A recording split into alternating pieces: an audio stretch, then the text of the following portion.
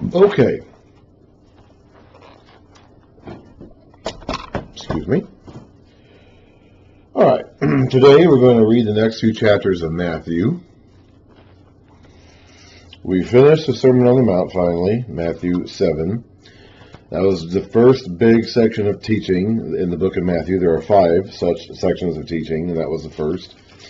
Now, the next couple chapters are going to be, as chapters 8 and 9, are going to be a collection of events, stories of events that happened that show Jesus bringing this kingdom that he was talking about in the Sermon on the Mount into being. Most of these stories are also found in the Gospel of Mark, and I think, and they tend to be abbreviated here in Matthew. Matthew is not going to give us as many details about the stories as Mark did. I think, again, because he is assuming his readers are already familiar with the accounts because he's drawing from the account of Mark. He's lifting a lot of the material that Mark already wrote about in terms of the events of Jesus' life, and he is putting them here to demonstrate, as a collection of stories to demonstrate Jesus is bringing this kingdom that he just got done talking about in the Sermon on the Mount into being. So that's, and the whole book of Matthew is arranged this way, and so I really don't think we should be looking at Matthew for a lot of guidance when it comes to trying to arrange the chronology of events of Jesus' life, because he is not. If you actually compare this sequence of events in Matthew 8 and 9 to the corresponding accounts in Mark, and many of these events are also in Mark, again, usually presented in more detail, and they're in different places. Okay, Mark has these events laid out differently in his narrative. Matthew has collected them all here in between blocks of teaching. We had the Sermon on the Mount teaching in Matthews 4 through 7. Then we're going to have a series of instructions to the apostles, the disciples, that Jesus sends out to work for him, to begin ministering the kingdom themselves. Their first training mission. We'll talk about that when we get there. In chapter 10, and these stories in chapters 8 and 9 are fitting in between there. And I don't believe we should be taking these to mean that these events happen in chronological sequence here. Matthew is arranging them here to make a point in his storytelling, but not to tell us exactly how things happened in the sequence in which they happened. And that's just one of the things we have to accept. We don't like that. That is hard for us. We want our stories to be told in order. We want there to be a timeline. And when the events are not told in order according to the timeline in which they happened, we have a problem with that. That's our problem. That's not Matthew's problem. Matthew didn't have that problem. And the audience to whom Matthew was originally writing didn't have that problem. Okay, we have that problem. That is our problem. That's not the problem of the Gospel of Matthew. So we're going to have to accept it for what it is and not the way we would like it to be. It is not a straightforward start-to-finish narrative of the movements of Jesus' life.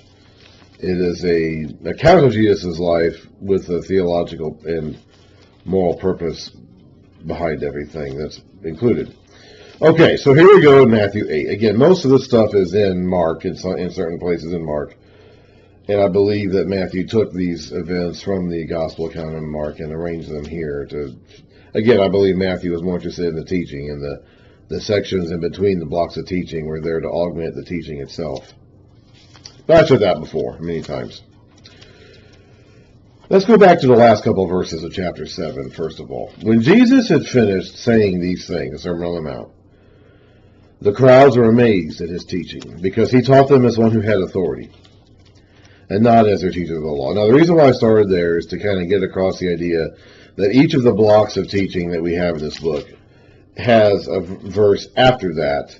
In this case, it's chapter 7, verse 28, where it says, when Jesus had finished saying these things. After the section of teaching in verse 10, verse 11, chapter 11, verse 1, after Jesus had finished instructing his 12 disciples, then we have another series of parables in chapter 13, and in chapter 13, verse 53, it says, when Jesus finished these parables.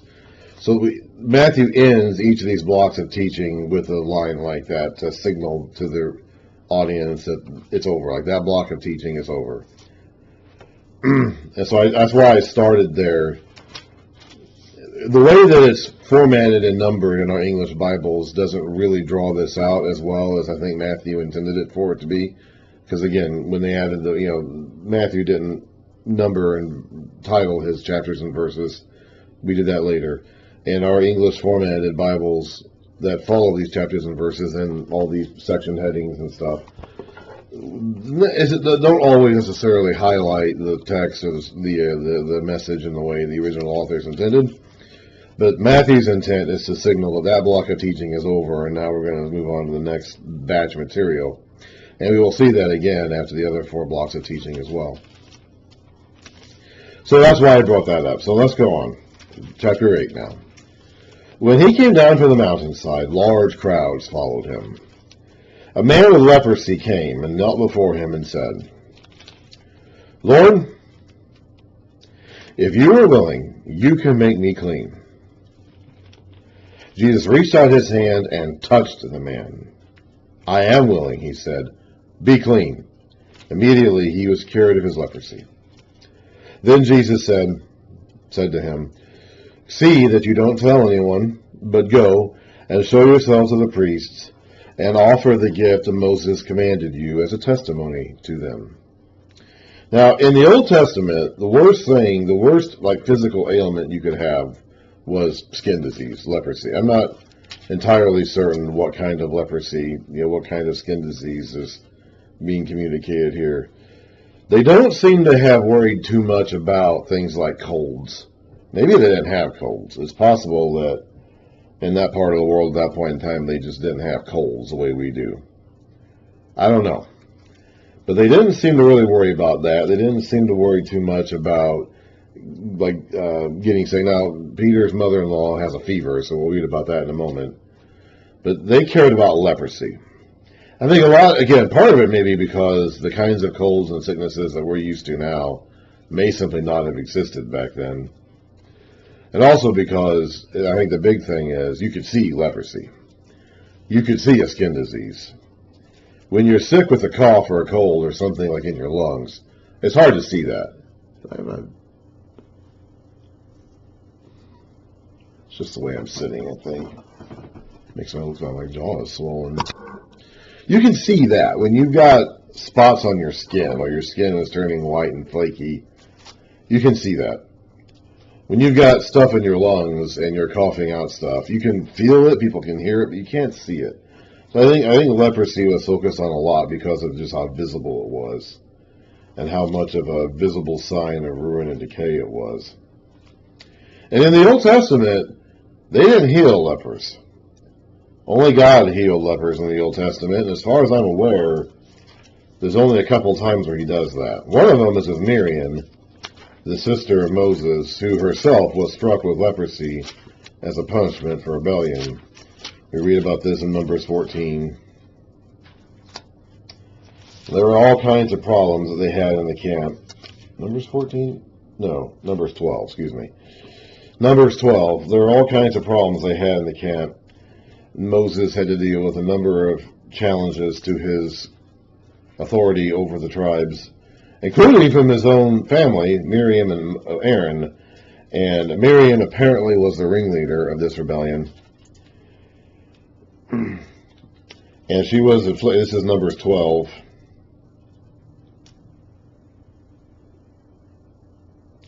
And so Miriam and Aaron are kind of challenging Moses. They say, "Has the Lord spoken only through Moses? Hasn't he also spoken through us?" And they're upset because Moses has married a non-Israelite woman. So God calls all 3 of them to stand before him, and he yells at them. Says the anger of the Lord burned against them, and he left them. When the cloud lifted from above the tent, there stood Miriam, leprous, like snow. Aaron turned toward her and saw that she had leprosy. And he said to Moses, "Please, my Lord, do not hold against us this sin we have committed. Do not let her be like a stillborn infant coming from its mother's womb, with his flesh eaten half away." And Moses cried out to the Lord, "God, please heal her." And he does. He does eventually heal her. But they didn't. In the book of Leviticus, they have a long list of provisions for the priests diagnosing leprosy in people and mildew in clothing and objects. Oh, man, excuse me. I apologize for that. I got a little bit of an irritant in my nose just there.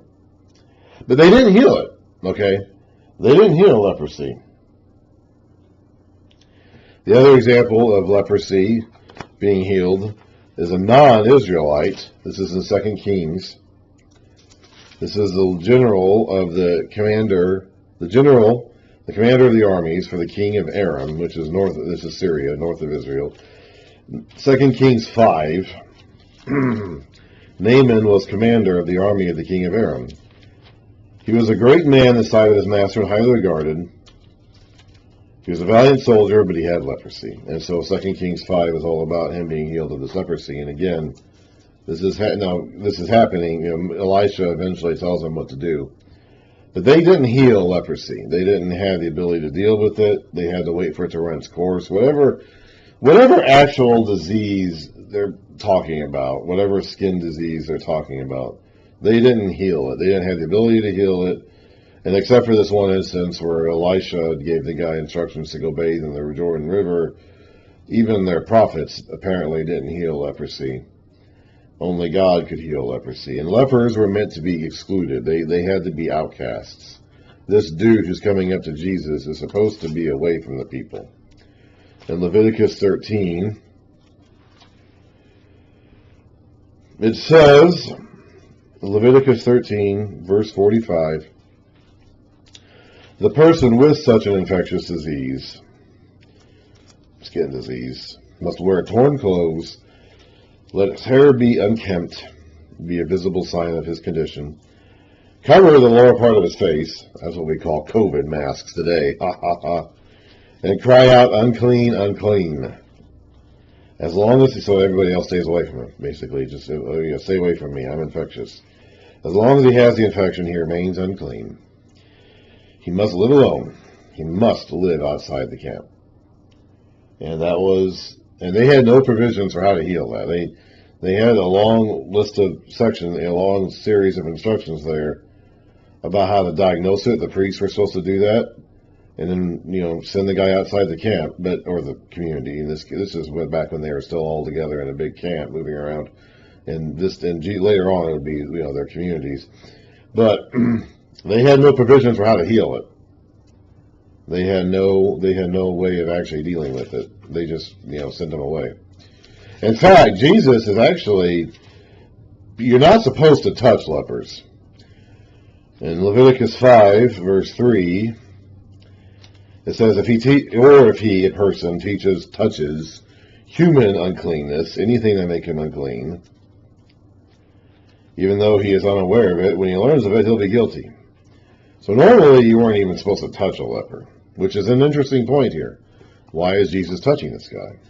Because normally, if a clean person touches an unclean person or an unclean thing, anything that's unclean, that person becomes unclean, as we just got done reading.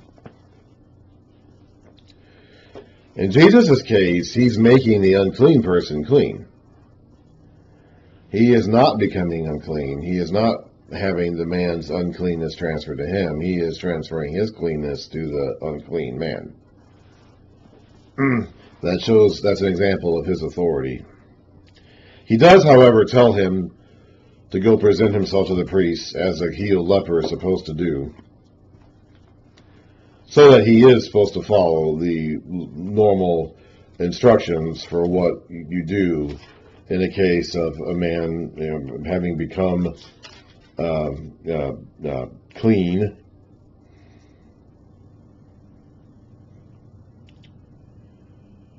Once you have, anyway, you read, and this is probably too much to read right now, but in Leviticus 14, after you finish reading the regulations for how to deal with skin diseases, chapter 14 is about how to be cleansed ceremonially after you've been healed. Chapter 14, verse 1, the Lord said to Moses, "These are the regulations for the diseased person at the time of his ceremonial cleansing. when he is brought to the priest. And then it goes on to a long explanation of that, which we're not going to get into now. But Jesus is telling the guy, go ahead and do that. Follow the proper instructions for what you're supposed to do when you become clean. He's clean. He's physically clean. The disease has left him. Now he's got to go present himself to the priest and become ceremonially clean by following the proper instructions.